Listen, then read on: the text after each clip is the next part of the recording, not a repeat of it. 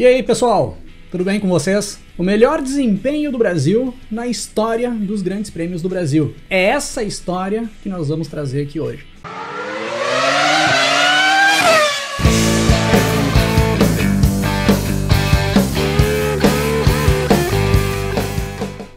O Campeonato Mundial de Fórmula 1 de 1986 ficou marcado para todos os fãs de Fórmula 1 como uma das grandes temporadas, uma das mais espetaculares da história da categoria, com grandes disputas na pista, boas performances, principalmente dos principais postulantes ao título ali naquele ano. E aí nós podemos colocar nessa lista a dupla de pilotos da Williams, o inglês Nigel Mansell, que já vinha na equipe há algum tempo e que ia chegando ao auge da sua carreira dentro da Fórmula 1, fazendo boas performances, o brasileiro Nelson Piquet, que chegava na Williams ali em 1986 para fazer dupla com o Nigel Mansell, 3 anos após o Piquet ter conquistado seu segundo título mundial na categoria, e o Piquet foi levado para a Williams pelo próprio Frank Williams, o dono da equipe, para ser peça-chave no plano de colocar a Williams novamente na rota dos títulos mundiais. A Williams vinha ficando longe da ponta das tabelas desde a temporada de 1982. Nós tínhamos também o francês Alain Prost da McLaren, que tinha enfim chegado ao seu primeiro título mundial no ano anterior,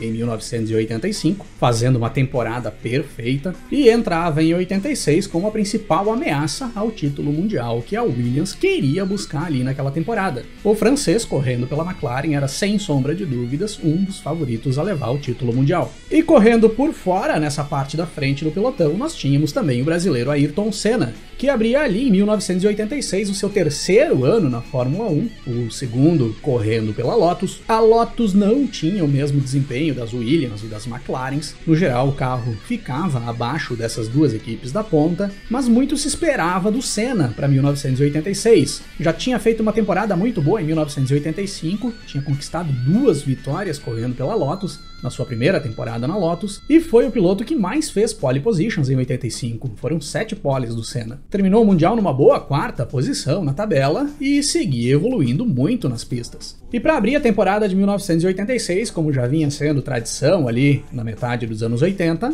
nós tínhamos o Grande Prêmio do Brasil de 1986, no dia 23 de março, no circuito de Jacarepaguá, no Rio de Janeiro. Nos treinos classificatórios, a Williams já começava a confirmar o potencial que se imaginava que o carro teria para a temporada. Não era mais nem sombra da Williams da temporada anterior, de 1985. O motor Honda, que vinha equipando os carros da Williams desde 1983, tinha chegado ao auge do seu desempenho ali em 1986. E Piquet e Mansell começavam a mostrar que fariam um bom uso desse equipamento, andando sempre nas primeiras posições no decorrer dos treinos. Mas quem roubou a cena nos treinos de classificação foi Ayrton Senna, fazendo a sua primeira pole position em solo brasileiro. O carro da Lotus continuava tendo aquele bom desempenho para algumas voltas lançadas, e o Senna sabia aproveitar bem esse recurso. Desde o ano anterior, quando ele fez aquela quantidade enorme de poles, ele já utilizava desse recurso. E o grid de largada do Grande Prêmio do Brasil de 1986 ficou com Ayrton Senna na pole position e o Nelson Piquet na segunda posição, fechando a primeira fila 100% brasileira. Era a primeira vez que 2 pilotos brasileiros faziam a primeira fila do grid de largada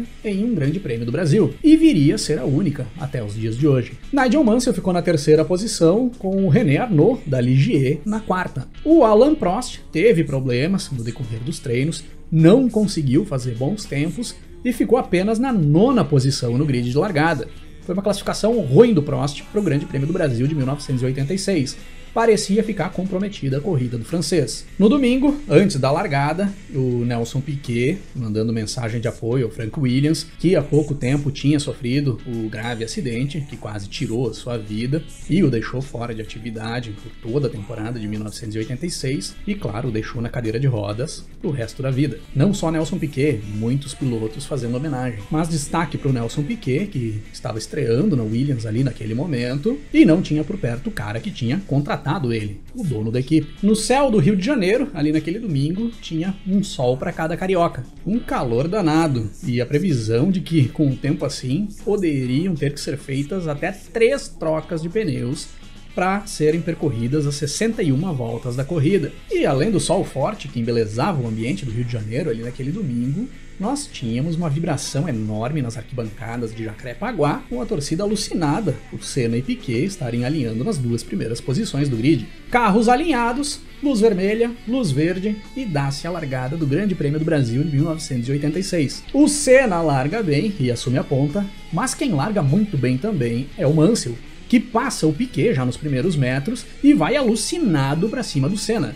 Queria tomar a primeira posição a qualquer custo ali na primeira volta. O Mansell sabia que se ele passasse o Senna logo e ele deixasse o Senna entre ele e o Piquet, ele tinha condições de abrir uma boa vantagem e se encaminhar para a vitória. E era visível ali já nos primeiros metros que a Williams rendia bem mais do que o carro da Lotus em condições de corrida. E na metade da primeira volta, o inglês já bota o carro do lado da Lotus do Senna, na grande reta do circuito de Jacarepaguá, e faz a manobra para fazer a ultrapassagem em cima do brasileiro, pelo lado de dentro, na freada da curva sul. Mas o Senna não tira o pé para fazer a curva, se mantém ao lado do inglês e contorna a curva pelo lado externo, lado a lado com a Williams, sem deixar em nenhum momento o inglês colocar o carro à frente da Lotus. Nessa manobra, o Mansell acaba perdendo um pouco a frente do carro, escapa, bate na Lotus do Senna, roda e sai da pista. Era fim de prova para o inglês, sem sequer ter completado uma volta. E aí fica Senna e Piquet nas duas primeiras posições, com o Piquet indo para cima do Senna com tudo. Já na volta 3, no mesmo ponto em que o Mansell tentou fazer a ultrapassagem sobre o Senna, e fazendo praticamente a mesma manobra, só que dessa vez com êxito, o Piquet faz a ultrapassagem sobre o Senna e toma a ponta da corrida. O Piquet passa e começa a abrir do Senna, que parte, a partir daí, a fazer uma corrida mais cadenciada, poupando o equipamento e principalmente economizando combustível, que era um problema daqueles motores Renault que equipavam as Lotus ali naqueles anos, bebiam pra caramba. O Senna já tinha sofrido bastante com esse problema em 1985. O Michele Alboreto, da Ferrari, que era o terceiro colocado, passava a acompanhar o Senna e o Piquet à distância, não ia fazendo ameaça de chegar nos dois brasileiros. Enquanto isso, mais para trás no pelotão, o francês Alain Prost ia buscando uma recuperação na corrida. Além de ter largado em nono, o Prost largou mal pra caramba e acabou perdendo mais posições na largada. Ele chegou a cair para a 14ª posição. Na quinta volta, o Prost já tinha recuperado a nona posição, a sua posição de largada. E na volta 6, passou o Jacques Laffite e foi para a 8ª posição. Na volta 10, o Prost já era o quinto. Será que estava andando o francês? Na volta 12, era o quarto. Só estava atrás do Piquet, do Senna e do Alboreto.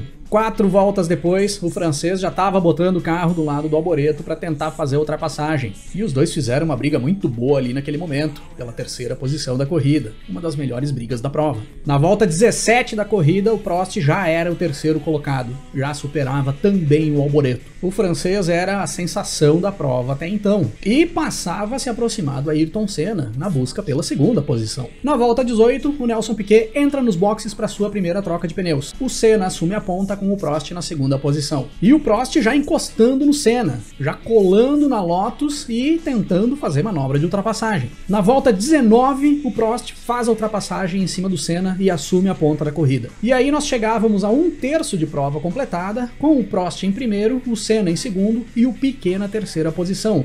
Sendo que o Piquet já tinha feito a sua primeira parada para troca de pneus, o Senna e o Prost ainda não tinham parado. Na volta 20, o Senna para e faz a sua troca de pneus e retorna para a pista na quinta posição. 5 voltas depois, na volta 25, o Senna já era o terceiro, já tinha superado os carros da Ligier, que tinham ficado à sua frente após o pit stop. E o Nelson Piquet passava a se aproximar do Alain Prost. Os pneus do Prost já não rendiam bem e o Piquet ia se aproveitando para chegar perto do francês. Na volta 27, o Piquet passa o francês Alain Prost na reta dos boxes e vai para a liderança da corrida novamente. O rendimento do Prost ia baixando demais, já não se sabia se eram os pneus que tinham terminado, em uma estratégia para tentar fazer apenas uma parada no decorrer de toda a prova, ou se era problema no carro mesmo. O Senna também já passava a se aproximar bastante do Prost ali naquele momento. Aí, enfim, na volta 29, o Prost para e faz a sua parada para troca de pneus. O Senna passa o francês e assume a segunda posição. E nós chegávamos na metade da corrida, com Piquet em primeiro, Senna em segundo e Alain Prost na terceira posição. Passando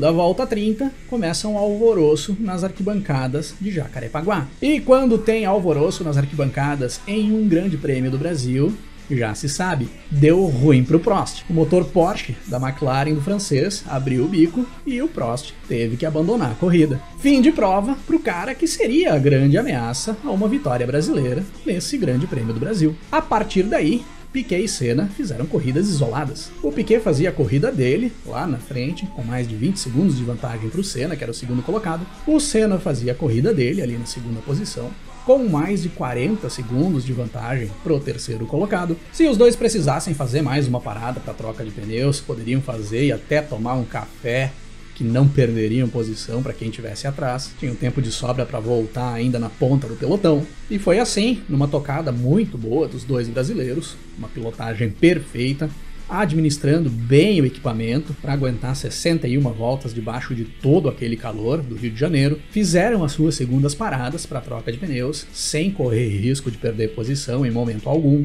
A prova foi se encaminhando para o final com vitória do brasileiro Nelson Piquet, que venceu na sua corrida de estreia na Williams, com Ayrton Senna cruzando a linha de chegada na segunda posição, já andando muito lento com a sua Lotus, economizando combustível para chegar até o final, e Jacques Laffite da Ligier cruzou a linha de chegada em terceiro para fechar o pódio. Dos 25 carros que largaram para essa prova, apenas 10 completaram a corrida e 4 fecharam as 61 voltas. E na festa da vitória, em cima do pódio, nós tivemos Nelson Piquet e Ayrton Senna dividindo a bandeira do Brasil, em uma das cenas mais marcantes para os torcedores brasileiros que tiveram a oportunidade de acompanhar a Fórmula 1 naquela época e para quem busca essas imagens históricas nos dias atuais como forma de conhecer ou de rever a história. Pela segunda vez na história da Fórmula 1, nós tínhamos uma dobradinha brasileira em um Grande Prêmio do Brasil, mas pela primeira vez foi com um domínio total. Foi pole position do Ayrton Senna, com o Nelson Piquet vencendo a prova e fazendo a volta mais rápida da corrida. Os dois pilotos brasileiros largaram nas duas primeiras posições e os dois pilotos brasileiros cruzaram nas duas primeiras posições a linha de chegada no final da corrida. Foi o Grande Prêmio do Brasil mais dominado por pilotos brasileiros. Dois gênios do automobilismo que viraram símbolo de uma geração na história da Fórmula 1.